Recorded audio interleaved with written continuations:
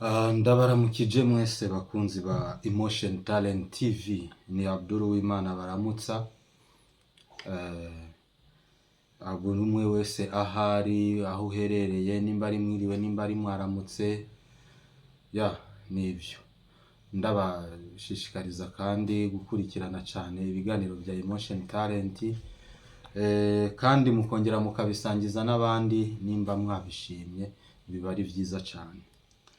So kuri uyu munsi tugira tuganire, turavuga muri Kongo, ndababwira update zo ku rugamba, ariko uyu munsi sindababwira ibintu by'imasisi kuko nta makuru yabyo mfise, canke ngo ndababwire rubaya, ndababwira mu Minembwe gusa niho mfise amakuru. Yego. Ariko imbere yuko tuja muri ibyo byose, reka tubanze tumere nk'abazenguruka duce mu Rwanda. Mu Rwanda rero hariho ibyo tuza kurabayo, na cyane mwagiye mubona aya makuru, ibinyamakuru byinshi bivuga ku nkuru yabaye ejo bundi, aho bariko baribuka abanyamurenge ku nshuro ya 22 iyicwa ry'abatutsi cyangwa iyicwa ry'abanyamurenge bo mu Gatumba. Rero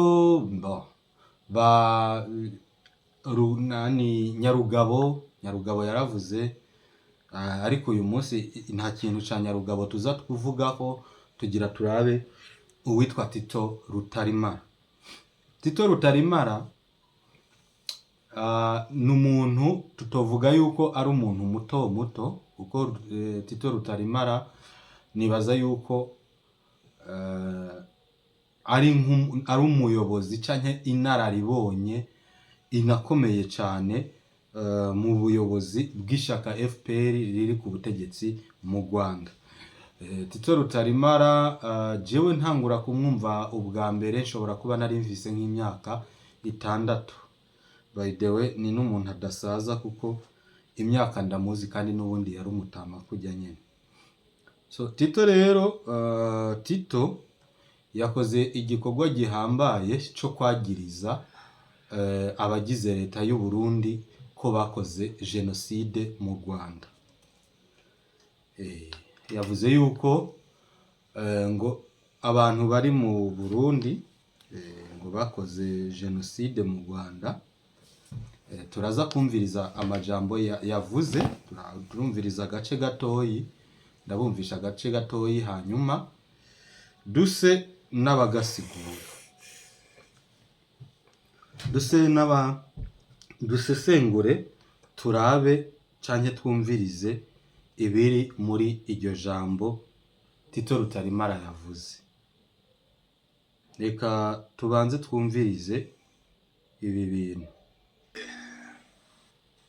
Ndonga muryo abantu bose bagiye bavuga, babwira ngo mwihangane, ariko iryo jambo mwihangane tubwira abantu bose bagize genocide, yaho nuko tuba twabuze icyo tuvuga ngo twihangane, bihangane, nta kundi, ariko niko tuvuga, mwihangane. Hari wenda ntaragira icyo mvuga, hari ikibazo mwabaje metre muvuga muti ariko butabera buzaza ryari.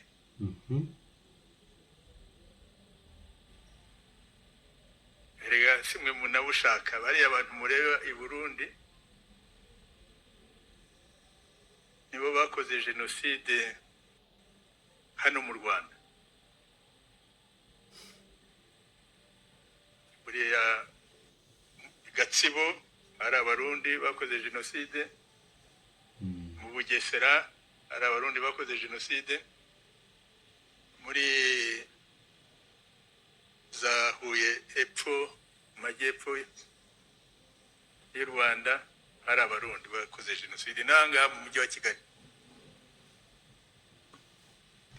Natwe twarabubuze ubwo butabera, nta murundi n'umwe turazana, kugeza n'igihe igihe hari abarundi bahungiye hano kugira ngo mujya mubyumva perezida w'u Burundi abivuga ko ari abo twabimye tugira ngo bakaba ari bo basabye ngo batahe bagere bate.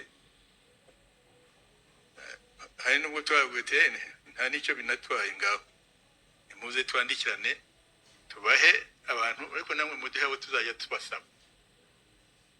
Bagezeyo uwabyanze n'uyu ngira ngo uyu mujenerali bigeze gufunga aho baherutse gufungura yandika ka tractor avuga ati abanyarwanda nimuhemera ko nabo bazajya basaba abantu ati ko bazatumara hano bari mu Rwanda abari i Burundi twese ubwo nyine twajya kubasaba tugahera no kuri abo bo hejuru kuko abenshi bakoze jenoside hano mu Rwanda.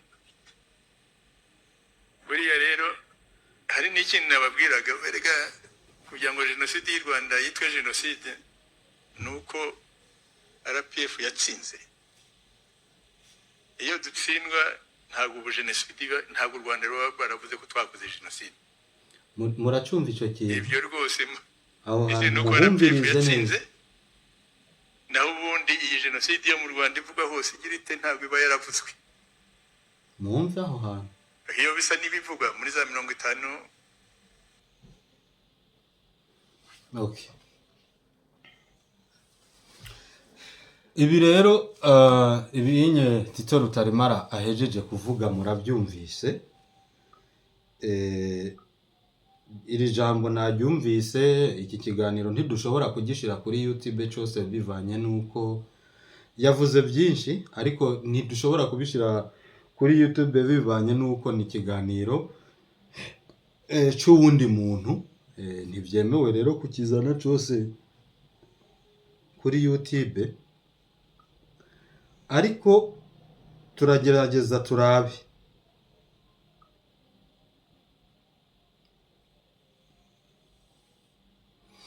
Aravuze ngo iyo jewe mu majambo yavuze hariho ibintu byinshi byugurutse mu bwenge bwanje nahora niyumvira nka bikansiga nkagira uko ndabifata mugabo nkavuga ati none kubera iki uyu munsi rero mwiri jambo Tito Rutaremara yavuze nagize ikintu niyumvira. Tito Rutaremara ubwa mbere mwibuke avuze yuko abarundi aribo bakoze jenoside mu Rwanda, ariko reka ndabibutse yuko uyu Tito Rutaremara avuga yuko abarundi bakoze jenoside mu Rwanda ari we yanatubwiye yuko batangiye gutegura gacaca jenoside itaraba. Muri iki kiganiro yanavuze yuko abo gacaca zaciriye imanza ari abantu bashika ku miliyoni 2, ariko iyo gacaca mwibuke yaravuze ngo turimo twiyumvira kuri gacaca. Batanguye kwiyumvira kuri gacaca, ni ukuvuga ngo batanguye kwiyumvira kuri gacaca batarafata igihugu. Ni ukuvuga nimba batari bwafata igihugu na jenoside bavuga ntiyari bwabe. Bamenye gute yuko jenoside izoba kugira ngo batangure gutegura na gacaca?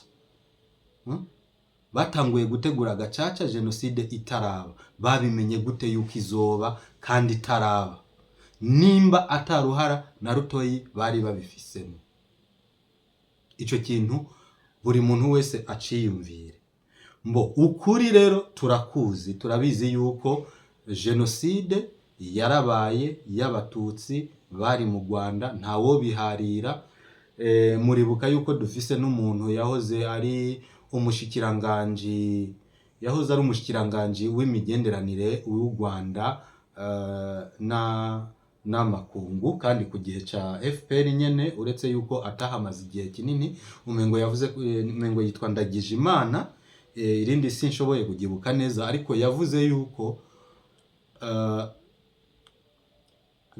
bagiye gutabaza muri UN bavuga bati hariho abantu ubwicanyi ibiki bandikira ONU, inkotanyi nazo zica zandikira ikete ONU zivuga yuko zidakeneye abantu baza kugira gute gutabara mu Rwanda. Baba ntuzenyi General Dare yarayoboye abasirikare ba ONU bari mu Rwanda, agerageza kuvugana nabo ngo inkotanyi ziramubwira ngo mengo niko nabyumvise, inkotanyi ngo zaramubwiye ngo abo batutsi bariko baricwa mu Rwanda, abo batutsi bariko baricwa mu Rwanda bafashe igihe cyo kubana, bafashe igihe cyo guhitamo, bemera kubana na Habyarimana. Urumva kuba bogendera mu bandi, ni ukuvuga yuko abatutsi bari mu Buganda canke izo nkotanyi zari zivuye hanze zaharura abatutsi bari mu Rwanda bariko barapfa, zibaharura nk'uko umengo nabo niyo bopfa nta kibazo kuko bari barahisemo kubana na Habyarimana. Ibyo twese turabizi. Ariko tukiri kuri ivyo, reka ndabibutse ikintu kimwe. Mwibuke naho Habyarimana bamwita umujenosideri, mwibuke ko jenoside yabaye Habyarimana atakiri perezida, yarapfuye, sibyo? Ariko twibuke icyo gihe hajeho leta yiswe leta y'abatabazi, yari yobowe n'umuntu bitwa Sindikubwabo Theodore. Ese Theodore yari umuhutu? Sindikubwabo abantu babizi neza, jewe amakuru mfise nuko uwayobora u Rwanda icyo gihe inyuma ya Habyarimana yari umututsi.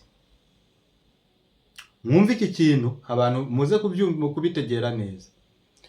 Uwatwara intera hamwe mu Rwanda icyo gihe, Kajuga Robert, yari umututsi. Urabyumva? Ni ukuvuga ngo ibi bintu byari byarateguwe kandi bihabwa n'abantu bo kubikora. Sinzi, ngira ngo murabizi. Okay, hariho bamwe mu bategetsi bagiye bagirizwa jenoside, harimwo uwitwa Jean Paul Akayesu. None Jean Paul Akayesu si umututsi, yagirizwa jenoside. So ibi bintu rero byari bifise ukuntu vyateguwe, kandi 100% ivyemezo biramaze kwerekana 100% ko jenoside yateguwe n'inkotanyi. Aba batito Rutarimara nyene bariko baririza nk'uku baririra ku Banyamurenge, bizwi neza ko Abanyamurenge bo mu Gatumba, bizwi neza nabo bari bari muri iyo sare. Harimwe ababizi neza yuko abantu bo mu Gatumba bishwe n'inkotanyi, nizo zabishe. Harimwe ababizi. Nukuvuga rero ayo marira yo kwiriza, kumva kwivugisha imvugo umengo irateye agahinda, uterande agahinda. Ninda tabazi ubu, ninda tarabamenya keretse ikijuju gusa. Ariko jewe ibyo sivyo byanzanye muri iki kiganiro, ahubwo hari ikindi kintu nungutse. Yavuze ngo iyo bataza gufata ubutegetsi ntabwo iyo jenoside yari kwemegwa.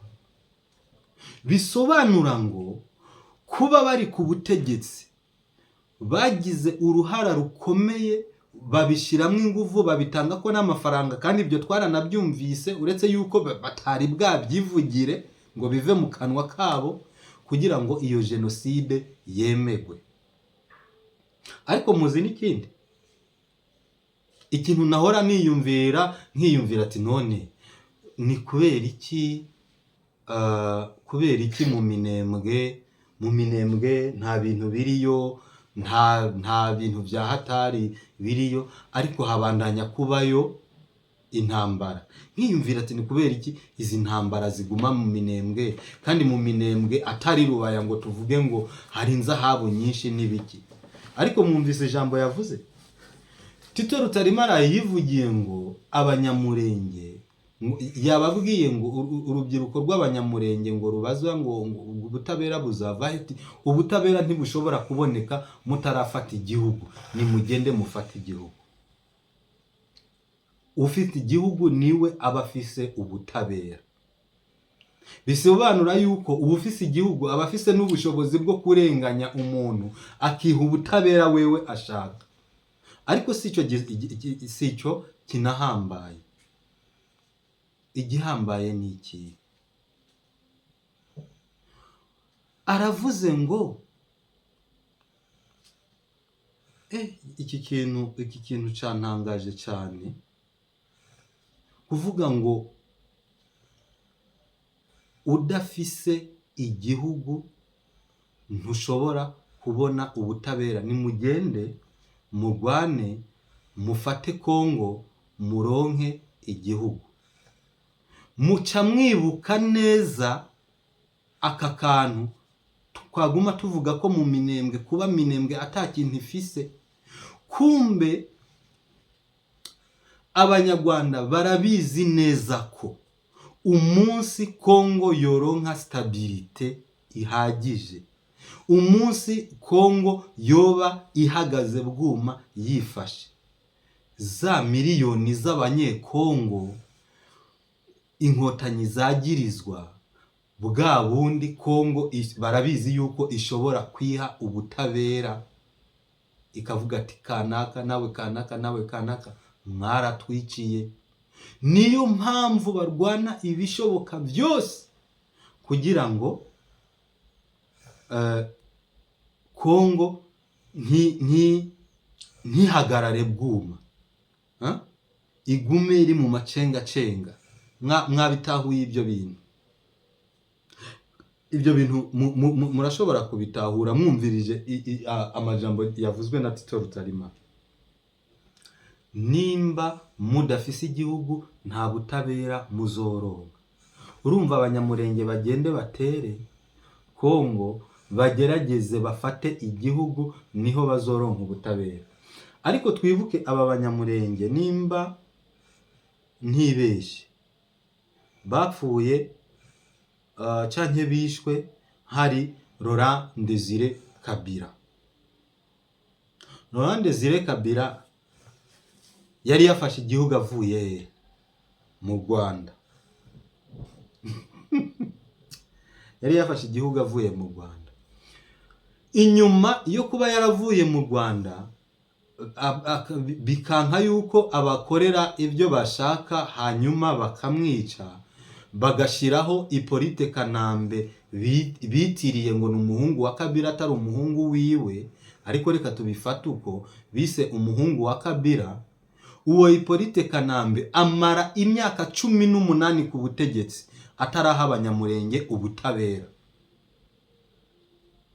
None ico gihugu bashaka kugira kizobaha ubutabera, bashaka yuko kizoba gifiswe nande? Uyu munsi byinshi mu bifobagane by'Abanyamurenge, umuntu wa mbere biriko birakorana nawe bikorana na M23, kandi M23 bisobanura Joseph Kabila canke Hippolyte Kanambe. Sivyo? Siko bimeze. None abo Banyamurenge bagenda bakicazwa muri sare bakavuga yuko bataronse ubutabera, babaza ngo ubutabera buzoboneka ryari, bashigikiye M23 bosi wayo ari Hippolyte Kanambe. Hippolyte Kanambe yaramaze imyaka 18 ku butegetsi atarigera baha ubutabera. Ubwo butabera babushaka kurinde. Ariko murabona aya macenga, murayabona aya macenga. Aya macenga murayabona mwabantu.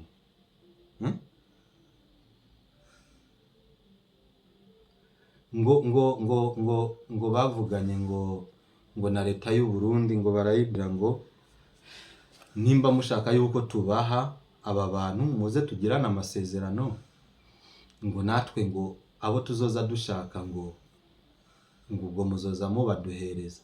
Hama aca avuga yuko ngo wa mujenerali ngo wafunzwe ngo ariko ngo ubu yarafunguwe. Yashatse kuvuga Bunyoni, niwe yashatse kuvuga, ariko aha nta kantu mwumvamo.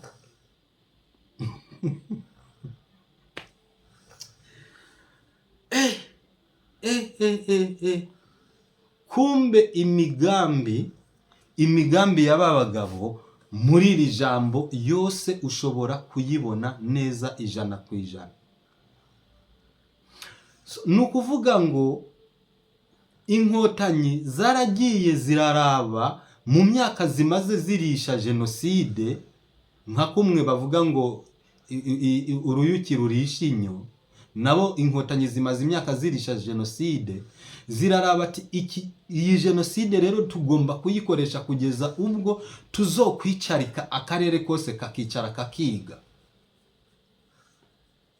So okay, baragiye baraje ngaha mu Burundi, bategura ibyo bateguye, nabo bafatanije bashaka gutembagaza ubutegetsi bwishiriweho n'abene gihugu. Muravyibuka mwese muri 2015 barangije aha abantu barahunga. Bamaze guhunga bari mu Rwanda. Muri abo bari mu Rwanda harimo abantu bari abakuru ngaha mu Burundi. Ese mw'ivyo bihumbi 30 Tito Rutarimara yavuze byakoze jenoside mu Rwanda by'abarundi, ngo abarundi 30 basize bakoze jenoside mu Rwanda. Ariko murumva ico kintu, abarundi 30, urumva jenoside barayifashe bayifata nk'ikintu bazogenda kwicaza akarere kose. Icyo uvuze bagukangisha jenoside, icyo uvuze bagukangisha jenoside. Baravuga ati rero okay, bariya abategetsi bari mu Burundi canke abantu bari mu burongozi mu Burundi tuzobagiriza jenoside, hanyuma tugiye kubagwanya. Nitubarwanya bakavaho, ubwo tuzobagiriza jenoside ibafate. Sivyo? Noneho mwibuke Red Tabara. Red Tabara, iyi Red Tabara bariko baravuga ngo ishaka kuza gutera Burundi. Murabizi neza yuko, twese turabizi neza yuko yatorejwe mu Rwanda. Sivyo? Turabizi neza ko yatorejwe mu Rwanda. Ivyo onye nta mihari irimo, n'abanyamurenge ubwabo naho bagera igihe bagafobagana bakabibijuju, bakagenda bagakorana n'iyo Red Tabara yabiciye. Ariko barabizi yuko yavuye mu Rwanda, yatorejwe mu Rwanda. Ariko ndabibutse ikintu kimwe, muribuka yuko operation ya mbere yatumwe Kagame yatumye Red Tabara gukora ari kugenda gukora ubwicanyi bw'abanyamurenge, kwica abanyamurenge no kubasahura inka bakabarira inka. Muribuka ko ari cyo kintu cya mbere Red Tabara yakoze, kugenda kwica abanyamurenge. Of course yarakoze n'ubundi bwicanyi, barasanga abantu mu mazu barakerera, mengo nungaha mu Burundi baraje bavuye mu Rwanda, barinjira mu banyagihugu, kuko ntibari bafise ubushobozi bwo kugwana n'abasirikari, barinjira mu banyagihugu barakerera. Sibyo? Ariko misiyo ya mbere bakoreye u Rwanda nukuja kubikira abanyamurenge. Muzi ikintu naciye niyumviramo ngaha. So urumva yuko FPR yagiriza abari ku butegetsi ngaha mu Burundi, bamwe mu bari ku butegetsi ngaha mu Burundi ko bakoze jenoside. Noneho aho FPR ishaka yuko botera Burundi bakaza gufata Uburundi, ikintu ca mbere yabanjije kubakoresha no kuja kwica abanyamurenge. Ico ni icyaha yibikiye, kuko icyaha ntikibora. Noneho nabo nibaza bagashika ku butegetsi bazobe bafise ikindi kintu FPR ishobora kubagiriza. Ariko murabyumva ya mayeri, aba bagabo baronkeye mu maraso, bakunda maraso, banywa maraso, bajya mu maraso, buri kintu cyose bakora, n'abana babo biga mu maraso. Murabyumva ibi bintu. yani ijambo rya Tito Rutaremara narikuyemo utuntu n'utundi menya FPR icyo ari cyo, ndatangara ndumirwa, ni igitangaza. Dufate ngo niyo uyu munsi abari ku butegetsi ngaha mu Burundi bohava, urumva yuko FPR yoyo icyo yobi ishaka icyo yiyumvira yuko abari ku butegetsi mu Burundi bahavuye boshobora kwagirizwa genocide ikabagira. Noneho abandi bo babaje babasimbuye bakaba ari abantu nabo n'ubundi bafise ibyaha bagirizwa, nukuvuga akaba atamweranda arimo. Nukuvuga icyo gihe FPR ikaba ishobora kubakoresha uko ishaka kose, kubera yuko izi ibyaha bakoze, ishobora kwerekana ifise n'ibimenyetso byabyo. Noneho ibicareho bamere nk'aba bakongomani bahora bariha miliyoni 60 z'amadolari, harya ni ku kwezi ni ku mwaka, bari u Rwanda miliyoni 60 z'amadolari ngo u Rwanda ngo rwarabafashije ngo gukuraho mu buto. Abakongomani bari babisabye. Ejo rero Red Tabara nayo ize naho bitokunda ize mu Burundi, ndabizi ko bitonakunda ibyo nini ndoto bashatse boreka kwirigwa barazirota, ahubwo nimba baronse n'akawunga barya bakisurira umusuzi bakiryamira, kuko iyo ndoto bayibagire. Urumva Red Tabara iramutse ije mu Burundi igafata igihugu, nta muntu n'umwe wo muri Red Tabara yoba atagirizwa genocide y'abanyamurenge. Bisigura iki? Bisigura ko nabo boba FPR yo bifise ukuntu igomba kuba kubiti bicayeho. Buri kimwe cyose Uburundi bufise cy'agaciro cyo bari cya FPR nticyo bari cy'u Burundi. Ariko murumva iyo strategie y'amaraso, sinzi ko abantu bariko baragenda batahura iri jambo ry'uyu muntu. Uyu mugabo Tito Rutaremara n'umusaza, ariko yampumuye amaso ku buryo buteye ubwoba. Iri jambo ryanyeretse yuko impamvu aba bagabo barwana ibishoboka byose bakagwana inkundura kugira ngo Kongo ntironka amahoro, barabizi yuko Kongo niyaronka amahoro ikaronka ubutegetsi bushikamye bufashe, bazoba bafise ibibazo, bazogira ibibazo bikomeye cyane, kubera yuko ibyaha bakoze muri Kongo bazoshobora kubyagirizwa bibafate nubwo bari ku butegetsi hariya. Numva niyo mpamvu bakomeza gukoresha abanyamurenge, kugira ngo impamvu y'abanyamurenge ikomeze kujya imbere, ngo nibagende bafate igihugu. Yewe Tito rero Tito aracari muri bya bintu byo muri za 90. Kongo yahe ijya Kongo mubona mwankotanye imwe, ntabwo ari ya Kongo ya Mubutu. Ya Kongo ya Mubutu yabakotinja umuntu yumva urusasi agatangura kunyamuzo yambaye kandi ari umusoda, siyo. Haraba wazalendo hajya, haraba wazalendo, hari FRDC, ariko kandi hariyo na FDN. Nabo none muzobakanga. Ntabwo ijya si Kongo yacagiye, ijya ni Kongo ifise perezida bita Felix Tshisekedi Chilombo, wa undi mwasuzuguye ngo numushoferi wa Pizza ngo yanyonga imiduga ngo ya Pizza, ngo nabyo ngo adashoboye ngo kubikora neza, ngo none ngo abaye perezida. Uyu munsi mutanguye kuja kwitaba mu masentare, mugenda kwitaba wa muntu mwavuze yuko ari umushoferi wa Pizza. Nimugumwe hamwe babakarange.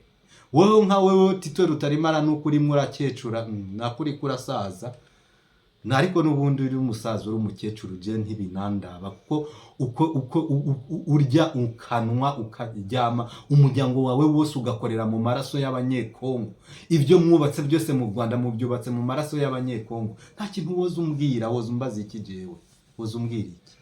Abicanyi kabombo imihimbiri cyane ni mwebwe ntera hamwe za mbere, nta n'intera hamwe yose n'inkotanyi ntayo mwoyikurayo, ntayo mihimbiri gusa. So bagenzi banje rero ikintu nagomba kubabwira kuvyerekeranye na update zo ku rugamba mu Minembwe dusozera, nagira ndababwire yuko mu Minembwe ibintu bishushe muri aka kanya, ibintu birashushe cyane, ibintu birashushe cyane uko jewe ku makuru mperuka aba M23 bamaze kwishikana, muraza kugenda mubimenya, muraza no kubyumva no kuyandi ma TV online. Aba M23 bamaze kwishikana ni benshi cyane, baguma bishikana urugamba, bishikana kuri Wazalendo, bamanika amaboko batanga inkoho Kagame yabaguriye baziha Wazalendo, hanyuma babakira. Kandi tunababwira ati nimubandanye muze muri isanga muri bene wanyu, ntimugire ikibazo, naho bazosanga uri umunyarwanda bazoraba ukuntu bakugenza, ntugire ubwoba, nimwitange mureke kugwana intambara zitari ziwanyu, mugwanira Kagame n'umuryango wiwe gusa, aronke ibyo yirira, aronke uko yiberaho neza, n'ingene amukomeze mumufasha kwinyegeza ibyaha yakoze, genocide yakoze. Kumbe mumenye yuko uyu munsi kimwe mu bituma inkotanyi zitinya kuva ku butegetsi nuko zibizi yuko niziva ku butegetsi ijya genocide izoce zifata. Karabaye barabizi neza yuko nibava kuri ubwo butegetsi bw'icyo gihugu cy'u Rwanda, genocide yo mu Rwanda izoce bafata. Noneho nkiyumvira babandi bakaramira Jaminani, bakaramira nimba ari Karamira Forodwari, nimba ari bande, bamwe mwacira imanza zo gupfa, buriya bajya abagabo mwabahoye iki?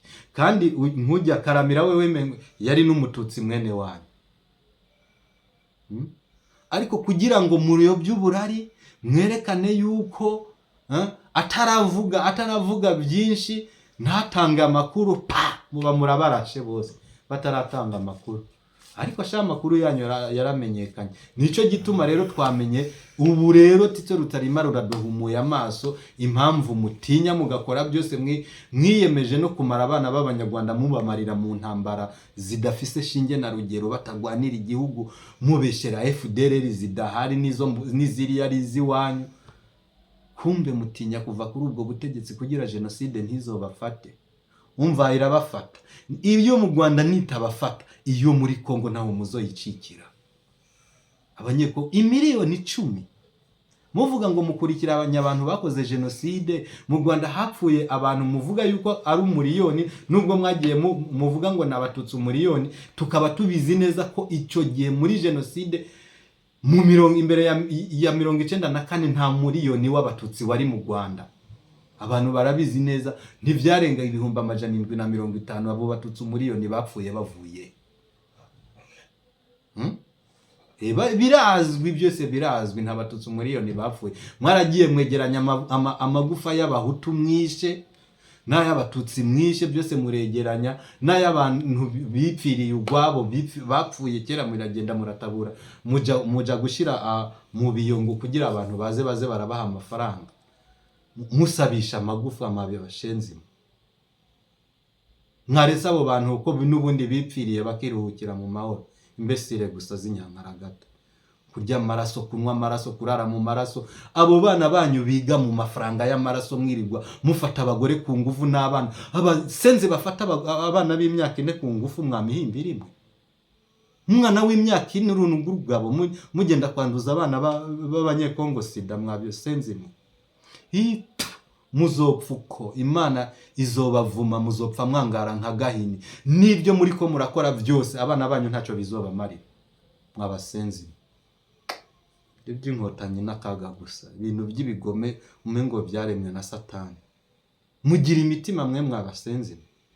muriko murafata jenoside mwakoze mwateguye mukayishiramwo n'abagomba kuyikora abatutsi bene wanyu, mwarangiza mukaza kuyishira kuri ku bari muri leta y'u Burundi. Yego kweri, yewe muzorindira mwumigwe. Bari kuri muri leta y'u Burundi barakora jenoside mu Rwanda, bari bahari abasenzi.